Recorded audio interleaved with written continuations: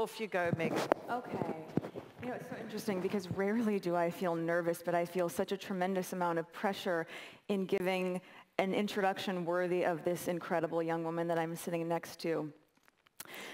Luwam Estifanos is from Eritrea, and just 4 years ago, she literally ran to get her freedom with bullets flying towards her. She was a slave. She is now working on a grassroots organization to try to free people who are still slaves in Eritrea. I mean, I think this is one of those moments in life where you have that are so inspiring. She's incredibly brave and strong. She has spoken at the United Nations against the leaders in her country who are still enslaving people. So it's funny, I feel very emotional about it because it's just so humbling, and she's just so incredible. So this is Luwam Estifanos.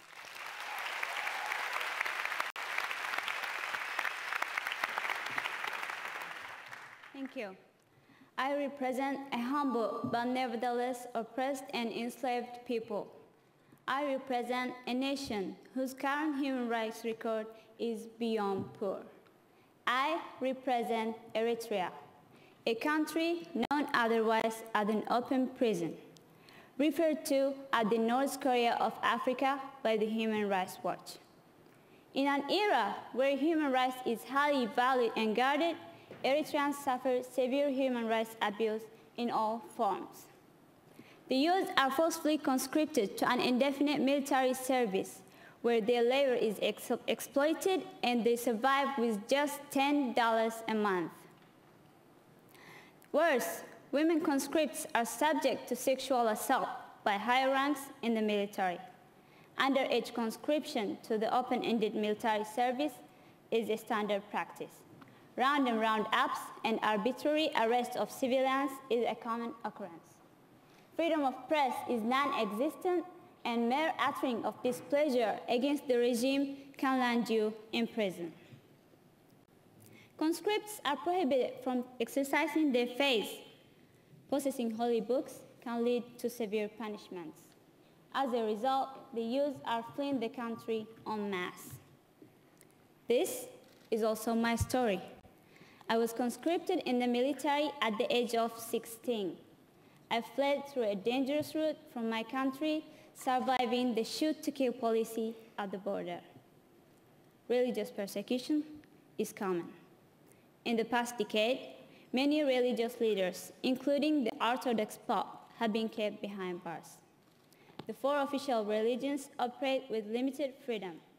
The followers of minority of religions, in particular, members of the Pentecostals and Jehovah's Witnesses, have been detained in high-security underground prisons, merely for practicing and refusing to deny their faith. The hostile policy towards religious minority groups partly reflects the society's attitude towards religious minority. As a result, members of the society have a facilitating role in the persecution of religious minority groups. This and the absence of freedom of assembly and expression have created a negative atmosphere for interfaith dialogue in Eritrea. The brutality and harassment that befell upon us makes us either a victim of fear and submission or very intolerant towards injustice. The focus of my activism has been on exposing the human rights violation in Eritrea. In July this year, my colleagues and I initiated a campaign against the national slavery in Eritrea. I gave my testimonies at the UN headquarters in Geneva, in the process up to the establishment of Commission of Inquiry. Its job to investigate the human rights violations in Eritrea. This is only the second time it has been established on a country not engaged in civil war, and it has been established for the second time after North Korea. So dear delegates, I do all this for the young Eritrean man who's languishing in jail. He could have been Meb, the Eritrean-American athlete who recently won the Boston Marathon, inspiring thousands. Or the young woman who's serving in the military while being sexually harassed. She could have been Meraf, winner of the 2014 European Championships, who made it to Sweden through treacherous routes. Or the young girl who got shot at the border trying to escape. She could have been me. So dear delegates, I urge you to assist us in raising awareness of human rights violations in Eritrea through media and other channels you have access to. Campaign and lobby your respective governments to protect and rescue refugees and put pressure on the government of Eritrea to end indefinite national service and religious persecution. Fight modern-day slavery everywhere. Remember, it too could have been you. Thank you.